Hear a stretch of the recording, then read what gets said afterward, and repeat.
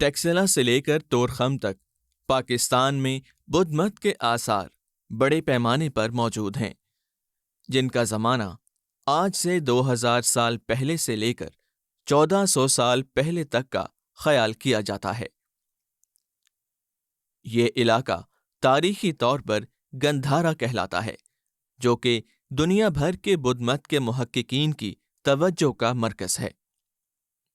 Archaeological survey of India کے قیام سے اب تک اس علاقے میں بہت سی کھدائیاں ہوئیں اور لاکھوں کی تعداد میں نوادرات برآمد ہوئے، جن میں بدھ مت کے اسٹوپے، گوتم بدھ اور بدھیستووں کے مجسمے اور برتن شامل ہیں۔ بدھ مت کے ان نوادرات کی نمائش دنیا بھر کے اہم میوزیمز میں کی گئی ہے۔ پشاور میوزیم کی جو سب سے امپورٹنٹ کلیکشن ہے جو اس کو ساری دنیا میں ممتاز کر دیتی ہے، وہ یہاں کی جو گندھارن سکلپچرز ہیں جو بدھ مت سے تعلق رکھتے ہیں وہ ہے، اور جو پورے کے پی کے کی اہم ترین سائٹس ہیں جن میں عزیز ڈھیری ہے، شاہ جی کی ڈھیری ہے، شہر بہلول ہے، تخت بائی ہے۔ ان سائٹس پہ جو کھدائیاں ہوئیں اور یہاں سے جو مجسمے نکلے ان کو یہاں پہ سٹور کیا گیا ہے اور ڈسپلے پہ لگایا گیا ہے۔ ادھر سب سے اہم ایک جو جسے اسکلپچر ہم کہہ سکتے ہیں وہ شہر بہلول سے برآمد ہونے والا 1907 کے اندر تقریباً 1.5 ٹن وزنی 3 میٹر لمبا گوتم بدھ کا وہ مجسمہ ہے جو یہاں پہ ڈسپلے کیا گیا ہے اور اسے دنیا بھر میں مختلف نمائشوں میں ڈسپلے کیا جاتا رہا ہے۔ جب ہم پشاور میوزیم کی مرکزی گیلری میں داخل ہوتے ہیں تو بائیں جانب سے ایک ترتیب کے ساتھ بدھ مت کے آثار کی نمائش کرتے شوکیس ہمیں اپنی طرف متوجہ کرتے ہیں۔ اس کے ساتھ ساتھ ہر آرٹیفیکٹ کی تعارفی تختی بھی آرٹیفیکٹس کے ساتھ ہی لگائی گئی ہے، جس پر اس کا نام، زمانہ اور سائٹ کا نام درج کیا گیا ہے جہاں کی کھدائی سے یہ برآمد ہوا ہے۔ پشاور میوزیم میں جب ہم بدھسٹ گیلری میں دیکھتے ہیں تو آرٹیفیکٹس کو کرونولوجیکل آرڈر میں رکھا گیا ہے۔ کرونولوجیکل آرڈر جو ہے وہ گوتم بدھ کی زندگی کے حوالے سے ہے۔ مثلاً یہ کہ سب سے پہلے گوتم بدھ کی گزشتہ زندگیاں، جن میں ایک بڑی اہم مثال جو ہم دیکھتے ہیں وہ دیپنکارا بدھا کی زندگی کا واقعہ ہے کہ جب گوتم بدھ نے اپنی ایک گزشتہ زندگی میں دیپنکارا بدھا جو ان سے پہلے والے بدھا تھے ان کی خدمت کی تھی، اور خدمت کا ان کا یہ انداز تھا کہ انہوں نے اپنے بال زمین میں بچھا کے ان کا استقبال کیا تھا۔ ان کی اس عقیدت، محبت اور خدمت کے عوض جو دیپنکارا بدھا تھے انہوں نے یہ پیشگوئی کی تھی کہ آئندہ زندگی میں تم بدھ بنو گے۔ تو اس سٹیپ اور دیگر جاتکا ٹیلز بھی وہاں پہ ایکسپلین کی گئی ہیں۔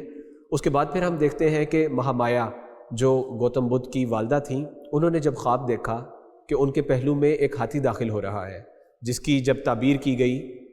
تو بڑے بڑے تعبیر کرنے والوں نے یہ تعبیر کی کہ تم لوگوں کے گھر ایک ایسا بچہ پیدا ہوگا جو ساری دنیا کا جو ہے اسپریچول لیڈر ہوگا۔ تو اس کے بعد پھر ہم دیکھتے ہیں کہ مہامایا اپنے میکے جاتی ہیں اور پھر لمبینی کے مقام پہ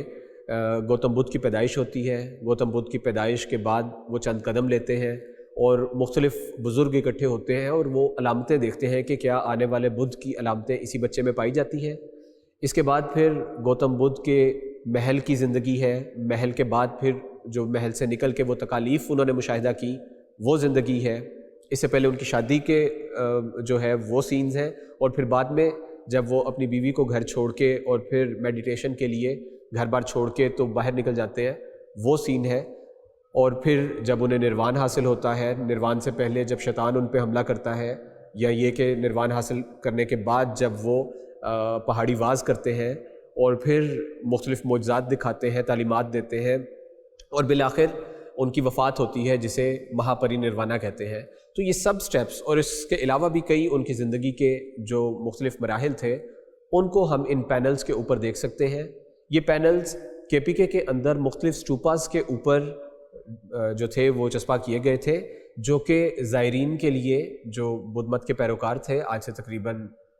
2500 سال پہلے یا 2000 سال پہلے، وہ جب ان اسٹوپاز کو وزٹ کرتے تھے تو وہ ان کے لیے ایک آگاہی کا باعث بنتا تھا کہ گوتم بدھ کی زندگی سے شناسائی حاصل کرنے کے لیے اس طرح کے مقامات جو تھے وہ ایک ایجوکیشنل انسٹیٹیوشن کا کام کرتے تھے۔ بدھ مت کا مطالعہ کرنے والے طلباء اور محققین کے لیے پشاور میوزیم ایک انسائکلوپیڈیا کا کام دیتا ہے، جہاں بدھ مت کے مختلف ادوار میں بدلتے ہوئے فنون اور رسم و رواج کا مطالعہ کیا جا سکتا ہے۔ بدھ مت کے اندر مختلف فیزز رہے ہیں آئیکونوگرافی کو لے کے۔ مثلا سب سے پہلے این آئیکونک فیز تھا جس میں گوتم بدھ کا چہرہ دکھائے جانے کی اجازت نہیں تھی، تو اس وقت گوتم بدھ کے ہی متعلقہ جو ان کے ریلکس تھے یا اسٹوپا کی شکل میں ان کی پگڑی یا ان کے تخت کی صورت میں گوتم بدھ کو دکھایا جاتا تھا۔ اس کے بعد پھر ایک اگلا فیز آیا کہ جب تک وہ بدھی ستوا تھے، یعنی بدھا ٹو بی تھے، ابھی انلائٹنمنٹ نہیں ملی تھی، اس وقت تک ان کے جو مجسمے ہیں وہ بنائے جا سکتے ہیں، لیکن جب انہیں انلائٹنمنٹ مل گئی، انہیں نروان حاصل ہو گیا، تو اس کے بعد کے نہیں دکھائے جا سکتے۔ تو اس فیز کی بھی بہت بڑی کلیکشن جو ہے، جو کہ تخت بائی سے یا شاہ جی کی ڈھیری وغیرہ سے ملے ہیں، وہ یہاں پہ موجود ہیں۔ پھر تیسرا فیز وہ آتا ہے کہ جب گوتم بدھ کو نروان کے بعد کی حالت میں بھی دکھایا جانے لگا، تو اس فیز کی بھی بہت بڑی کلیکشن جو ہے وہ یہاں پہ موجود ہے۔ پشاور میوزیم میں موجود گوتم بدھ اور بدھی ستووں کے مجسموں کی کلیکشن دیگر میوزیم سے منفرد ہے، جسے ایک عام انسان بھی محسوس کر سکتا ہے۔ گندھارا میں پھیلے اسٹوپوں کے داخلی دروازے، جنہیں تورانہ آرچ کہتے ہیں، پشاور میوزیم میں محفوظ ہیں۔ ان دروازوں پر بدھ مت میں روپذیر ہونے والے اہم واقعات کے مناظر اور اہم شخصیات کے مجسمے کندہ کیے گئے ہیں۔ پشاور میوزیم کی مرکزی گیلری کے اندر جب ہم دیکھتے ہیں تو ایک بہت خاص آرٹیفیکٹ جو ساری دنیا کی جو گندھارن اسٹڈیز کے جو اسکالرز ہیں ان کے لیے بڑی اہمیت رکھتا ہے یہ مجسمہ۔ یہ شرح بلول سے دریافت ہونے والا 1909 میں 1.5 ٹن وزنی اور تقریباً 3 میٹر بلند مجسمہ ہے، جس میں گوتم بدھ کو ابھایا مدرا میں دیکھا جا سکتا ہے، یعنی جس میں وہ تسلی دیتے ہیں اپنے ماننے والوں کو کہ خوف نہیں کرنا، میں نجات کے لیے آ گیا ہوں۔ ٹھیک ہے، یہ جو اسکلپچر ہے یہ پاکستان میں گندھارن تہذیب کے اندر ملنے والے جو سب سے بڑے مجسمے ہیں انہی میں سے ایک ہے، اور دنیا کی مختلف بڑی بڑی ایگزیبیشنز میں نمائش کے لیے اس کو لے کے جایا جاتا رہا ہے۔ 6 صدی قبل مسیح میں جب بدھ مت کا آغاز ہوا تو برہمنوں میں سنسکرت رائج تھی، جو ایک خاص طبقے میں ہی بولی جاتی تھی۔ صدیوں بعد گندھارا میں بدھ مت کے پیروکاروں نے پراکرت کی خاص شکل کو اپنایا، جو گندھارا کی وجہ سے گندھاری کے نام سے جانی جاتی ہے۔ اس ریجن کے اندر بدھ مت نے گندھاری زبان کو اڈاپٹ کیا ہوا تھا، جو پراکرت کی ہی ایک قسم ہے۔ جب ہم گوتم بدھ کے یہاں پہ مجسمے دیکھتے ہیں تو ایک مجسمہ گوتم بدھ کا، گوتم بدھ کی طالب علمی کا مجسمہ یا ان کے اسکول کا مجسمہ کہا جاتا ہے، وہ موجود ہے، اور اس کی ایک خاص بات یہ ہے کہ اس میں گوتم بدھ نے ایک تختی اٹھائی ہے اور تختی کے اوپر آرا پاچنا لکھا ہوا ہے، اور یہ وہ الفابیٹس ہیں کہ جو گندھاری زبان کے لیے ابھی بھی جو ہے گندھاری زبان کو جب ڈیسائفر کیا گیا، اس کو پڑھنے کی کوشش کی گئی تو پتہ چلا کہ یہ ایک سسٹم تھا جس کے تھرو اس زبان کے الفابیٹس کو یاد کیا جاتا تھا یا اس کو سیکھنا شروع کیا جاتا تھا۔ تو اس چیز کا بہت بڑا ثبوت ہمارے پاس یہاں سے ملتا ہے اس ایک اسکلپچر میں سے کہ یہاں پہ گندھاری زبان جو تھی وہ رائج تھی۔ اس کے ساتھ ساتھ بدھ مت کے پیروکاروں کے لیے یہ نوادرات مقدس بھی ہیں۔ کوریا، چین، جاپان اور سری لنکا سمیت دنیا بھر سے جب بدھ مت کے پیروکار یہاں آتے ہیں تو ان کا یہ سفر کسی مذہبی فریضے سے کم نہیں ہوتا، کیونکہ ان باقیات کا تعلق براہ راست گوتم بدھ سے بھی ہے۔ گوتم بدھ کی جو حالات زندگی ہے اس پہ جب ہم بدھسٹ لٹریچر کے تھرو دیکھتے ہیں تو یہ بات ہمارے سامنے آتی ہے کہ گوتم بدھ کی وفات کے بعد ان کی جو باڈی تھی اسے جلایا گیا تھا اور اس راکھ کو 8 حصوں میں تقسیم کر کے مختلف قبائل کو دے دی گئی تھی۔ اشوک اعظم نے اپنے زمانے کے اندر وہ 8 جو مقامات تھے جہاں پہ اس راکھ کو دفن کیا گیا تھا وہاں سے وہ راکھ نکلوائی اور پھر بر صغیر کے